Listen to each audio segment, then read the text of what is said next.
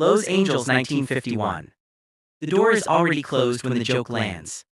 It's a heavy door, solid wood, no glass, the kind that seals a room off from the rest of the building. Inside, the air smells faintly of tobacco and fresh paper. A single window lets in pale morning light filtered through smog and Venetian blinds. Dust hangs motionless as if the room itself is holding its breath. Frank Sinatra sits at the long conference table, jacket still on, hat placed carefully beside him. He hasn't taken it off casually. He's set it down with intention, like someone who knows this isn't a social visit. Across from him, Harry Cohn doesn't sit back. He leans forward, elbows close to his body, hands folded. A studio lawyer sits slightly to Cohn's right, closer to the door. He has a thin folder in front of him and a typed document already pulled halfway out as if he expects to need it quickly. No one is smiling. Sinatra breaks the silence first. His voice is steady, familiar, smooth enough to almost pass for confidence. "So," he says, glancing between them, "is this where you tell me I'm suddenly a dangerous man?" It's meant to be light, a release valve, a joke. The words hover in the air for a moment longer than they should. No one laughs. Not a polite smile, not a breath through the nose, nothing. The silence hardens. Sinatra notices immediately. His eyes flick just once to the lawyer, then to the door. He shifts in his chair, the smallest movement, but in a room this quiet it sounds louder than it is. Harry Cohn doesn't react at all. He doesn't scold Sinatra, he doesn't smile it off, he doesn't correct him. He simply looks at the lawyer. The lawyer reaches back and turns the lock.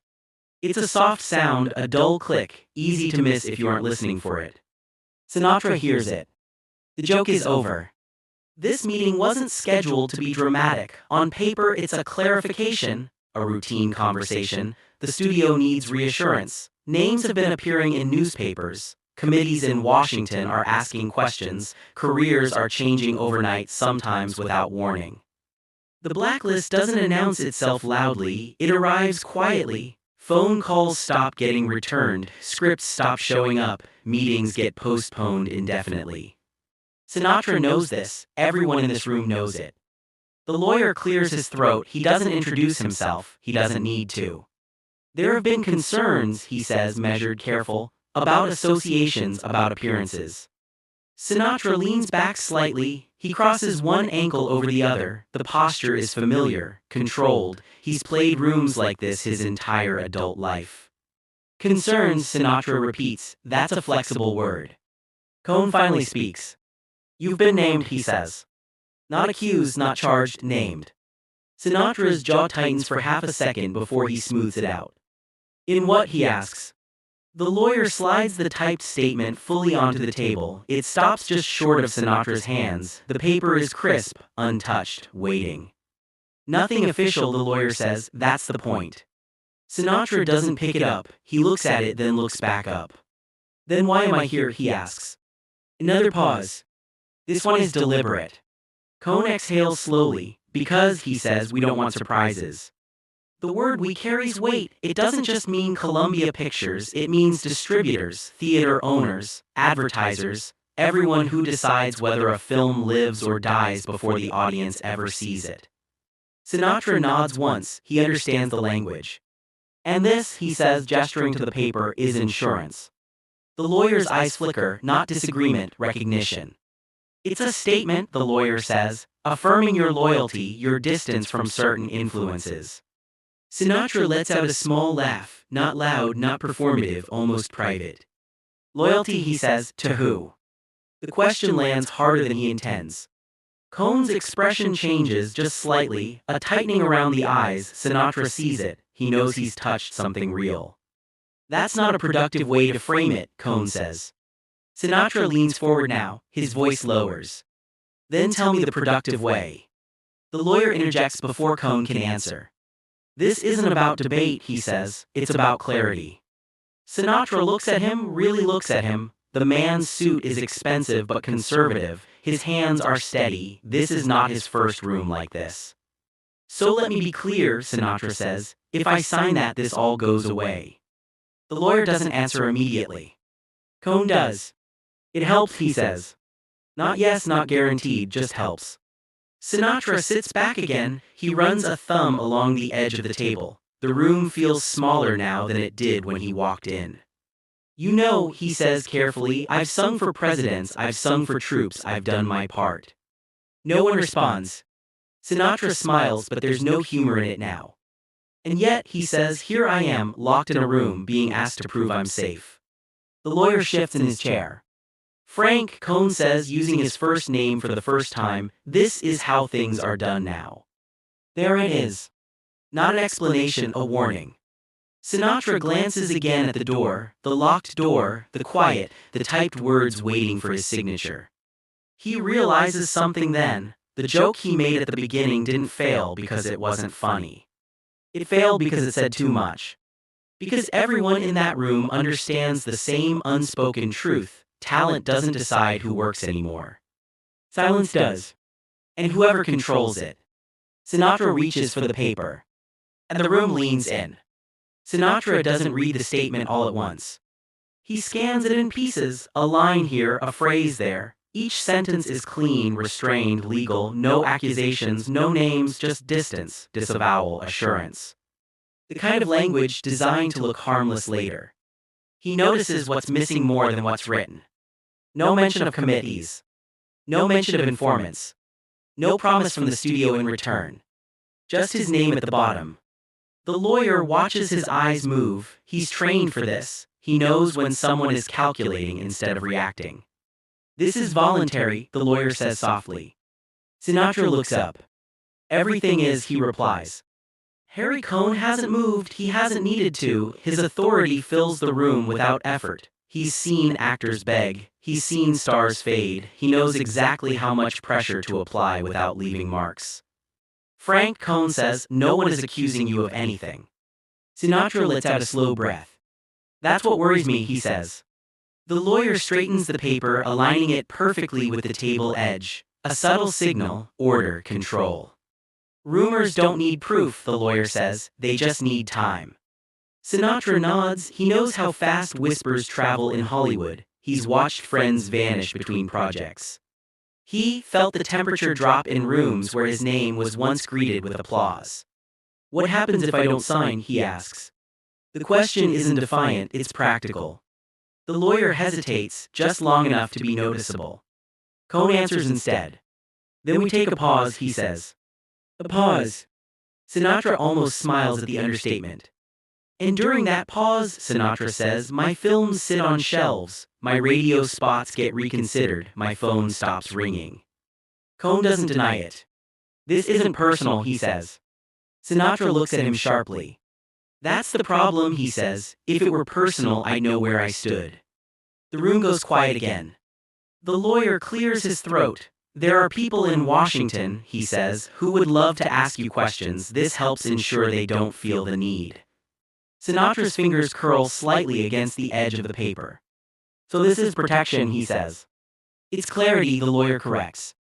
Sinatra finally picks up the statement. The paper makes a soft sound as it lifts from the table. He reads it fully this time, every word, every careful omission. He realizes something unsettling. This document isn't about saving his career. It's about saving the studio from him. From uncertainty, from association, from risk. He looks up again. If I sign this, he says, you'll stand by me. Cohn's response is immediate. We'll continue working together, he says. Not stand by. Not defend. Just continue. Sinatra leans back, eyes drifting to the sliver of light between the blinds. Outside, the city is moving. People are going to work, eating breakfast, listening to the radio. None of them know this room exists. None of them know how close their favorite voices are to disappearing.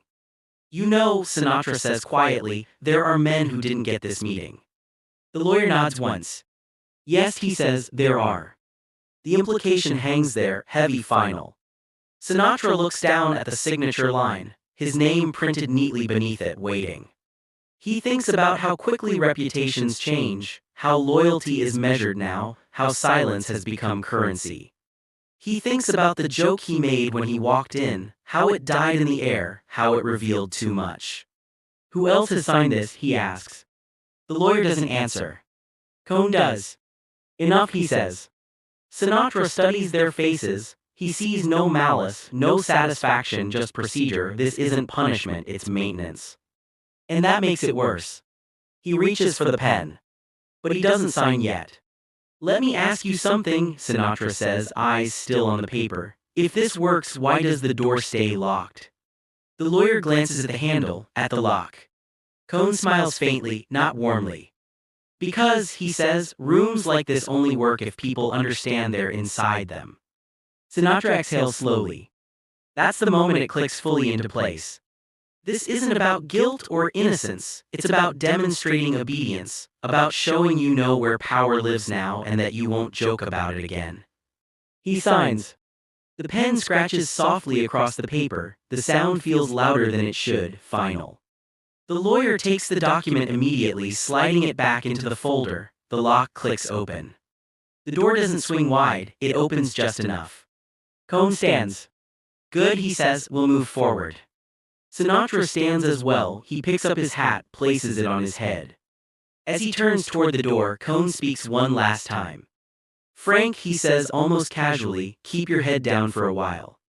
Sinatra pauses. He doesn't turn around. He just nods. And walks out.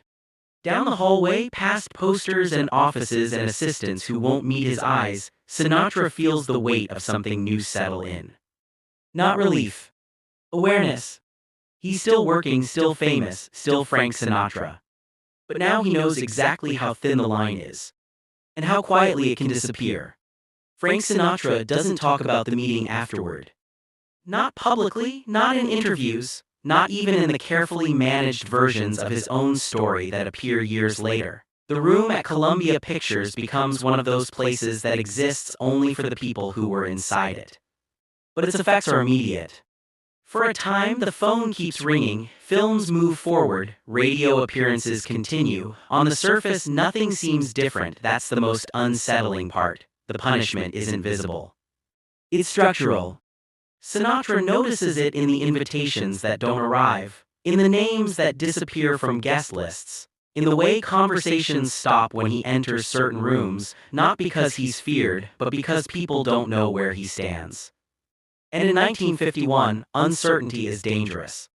The blacklist doesn't announce outcomes, it creates atmospheres, it trains people to self-censor before anyone else has to. Sinatra watches colleagues measure their words, soften opinions, laugh less freely. He recognizes the look now. He saw it in the lawyer's eyes, the look of someone protecting themselves by staying just slightly detached from everyone else. Sinatra keeps working, he keeps his head down. But the knowledge lingers. He knows the statement he signed didn't protect him because of what it said. It protected him because of what it proved, that he would comply when asked, that he understood the rules. Others don't fare as well. Writers vanish from credits, actors find themselves unavailable, careers end without a final conversation, no confrontation, no explanation, just absence. Sinatra doesn't speak their names publicly. He can't, not without reopening the door he watched get locked behind him. The joke he made in that room becomes a private reminder, a line he crossed without realizing it. Humor used to be power, timing, charm, control. Now it's risk.